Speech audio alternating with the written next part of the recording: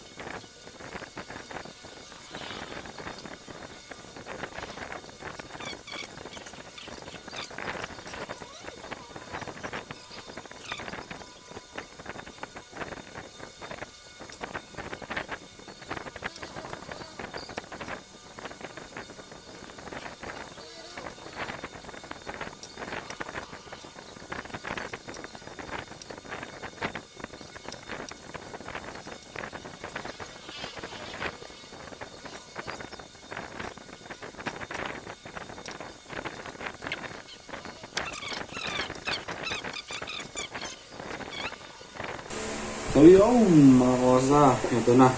Lumating na yung in-order natin na paint. Ito na yun. Yan, kung napapansin nyo, kung nakikita nyo. Arc Paints yan. Galing kay Artworks. Shoutout sa'yo, Tods. Solid tong mga kulay mo. Yan, tapos umorder na rin tayo sa kanya ng 2 set ng detailed brush. Yan. Masisimulan na natin yung project natin. Tapos nga pala, may nakita ako dito na meron pa akong mga retaso ng leather. Yan. So naisip kong lagyan siya ng logo ng Chrome Hearts. Yan, nakapag-trace na tayo ng logo. Bali, gagawin na lang natin dito. Ita-trace ko siya dun sa leather. Tapos gugupitin natin. Tapos ilalagay natin dito sa pantalon. Yan, itatahi natin yun dyan mga kosa. Para hindi lang isa yung design natin, para kahit pa paano mayroon siyang yun, angas. So yun lang mga kosa, di ko na ipapakita kung paano ko to ikakat. Pakita ko na lang pag nakat ko na yung leather mismo. Tapos diretso na tayo, simulan na natin yung pag-paint na ito. Okay ba yun? So yun, tara!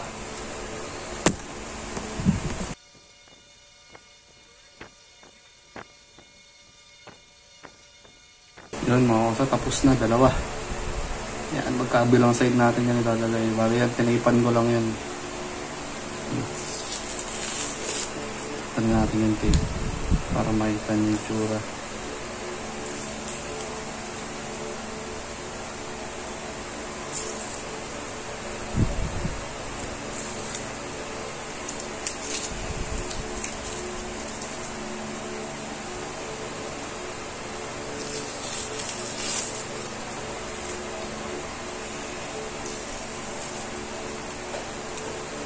Mga kosa, ayan na ang Chrome Hearts natin.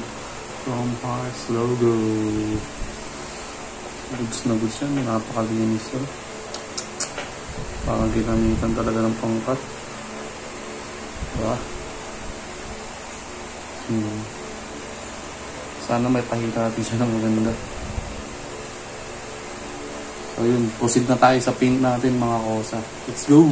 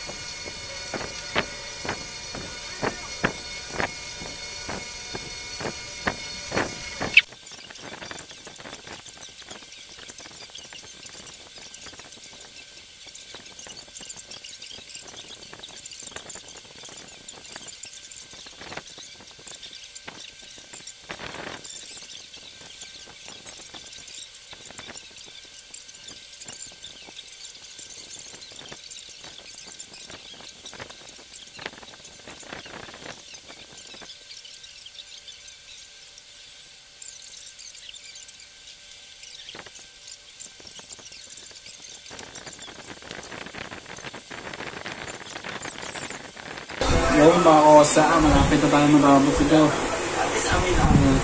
Lalagyan na lang natin siya ng details. Ito na lang, last na to. Tapos yung cross ng chrome marks, plano ko siyang ilagay dito. Sa likod, isa na lang lalagay natin. Kasi tinesting ko siya sa harap. Hindi siya maganda tignan, parang over na sa design. So yun, kaya napag-desisyonan ko na dito na lang siya sa likod. Lagyan na lang natin ng patch ng bulsa. So yun, tara, tapusin na natin ito mga kosa. Parang makita nyo na yung resulta. Kaya na lang, pakita ko sa inyo paano ito yung details. Nagamit lang tayo dyan ng black na art paints galing kay Artworks. At itong detailed brush. Dito. Itong detailed brush galing din kay Artworks. Ayan. Tignan nyo naman, pen type na yan. So, ayun, tara. Let's go!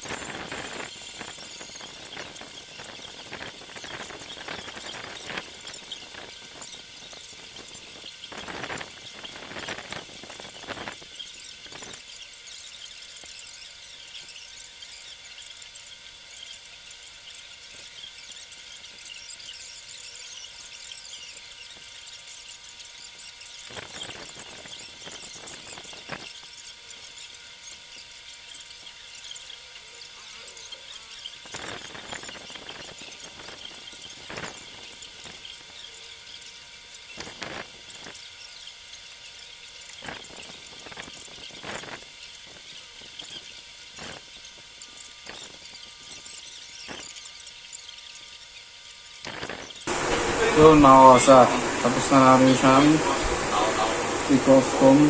Ayan na yung barbed wire na design. Ang kabila na legs yun mga kosa. Tapos ito yung likod. Branding. 4123. Pinintihan ko na lang. Bali dito natin lalagay yung patch. Ito yung patch. Black leather yung patch na yun. Lalagay natin dito. Tapos tatahiin natin. Tahing kamay lang ito mga kosa. Ayan. Ayan, gagamitin natin.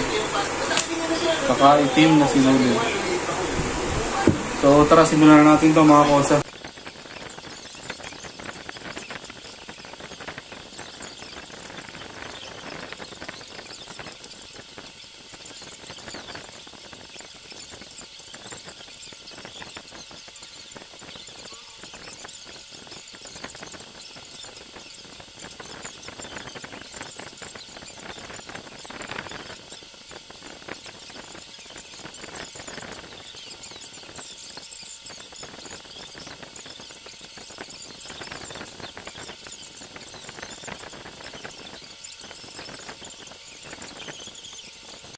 No, mga kosa, balik ko na, tapos na natin siyang gawin. May okay na labasan niya.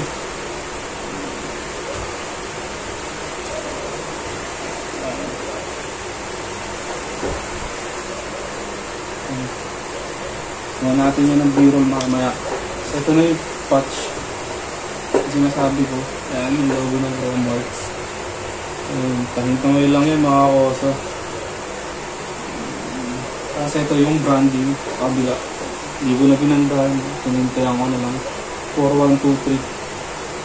Ayan. Ayan. Bali sa video makikita nyo, ilang minutes lang ito ginawa. Pero sa totoong buhay,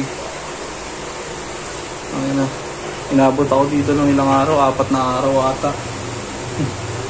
So yun. Gawa natin ang outfit check ko mga kosa. Tara.